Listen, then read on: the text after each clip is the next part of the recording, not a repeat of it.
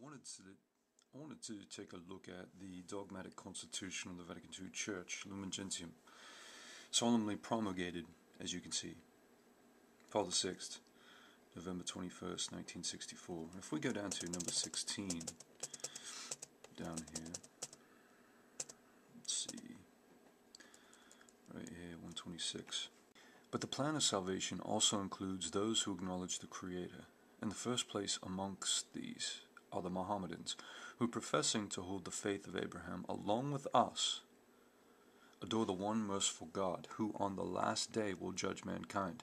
I'd like to first point out that it says that the Mohammedans worship the God who will judge on the last day mankind, but that's incorrect, because they reject Jesus Christ, and Jesus Christ will come to judge the living and the dead, and therefore they reject the God who is going to come and judge the living and the dead, judge mankind. But this is a separate issue. What I wanted to focus on here is Vatican II's teaching that Muslims, along with the Vatican II Church, adore the one and merciful God. I wanted to examine that the Vatican II teaching that along with us, they're saying along with us. So Vatican II is saying along with us, Mohammedans adore the one and merciful God. Right? The key word here is the. Because they're not saying that they worship one God. They're not just saying, yes, you worship one God. They're saying the one and merciful God. And to make it very clear, they say, along with us.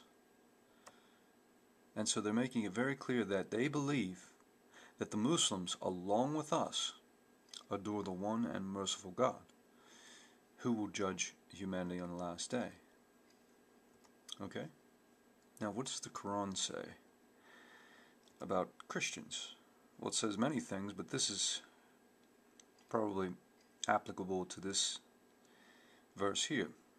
This is the Quran 9:30. Quote, Christians say, the Messiah is the Son of Allah. These are the words of their mouths. They imitate the saying of those who disbelieved before.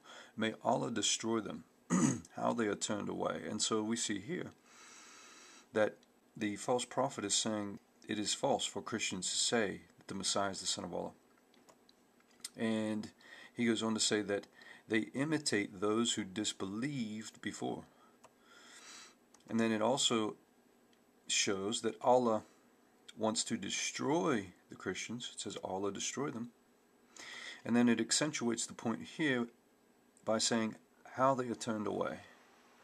So the Quran is saying that Allah feels anguish because the Christians say the Messiah is the Son of Allah. Now let's go to the Bible here. We have Luke 10:16. Jesus Christ says, the one who hears you hears me, and the one who rejects you rejects me, and the one who rejects me rejects him who sent me. And so Muslims reject the Catholic Church. Muslims reject Jesus Christ. And Jesus Christ says, the one who rejects me rejects him who sent me. So if you say that Muslims may worship the Father without the Son, Jesus Christ said, no one has the Father without the Son. So that's Luke 10:16. We also go to 1 John 2:23. And it says, no one who denies the Son has the Father. Whoever acknowledges the Son has the Father also. So it's stating that no one who denies the Son has the Father. Right?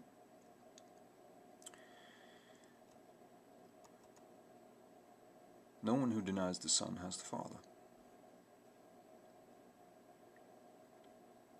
Now, would the Catholic Church teach this?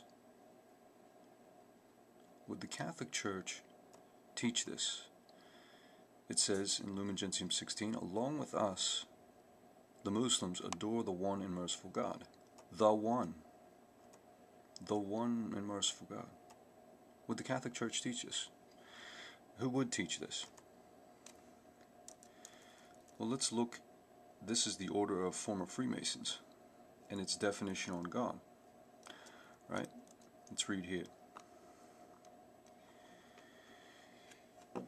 It has been said that the first sign of heresy starts with how one defines the nature of God.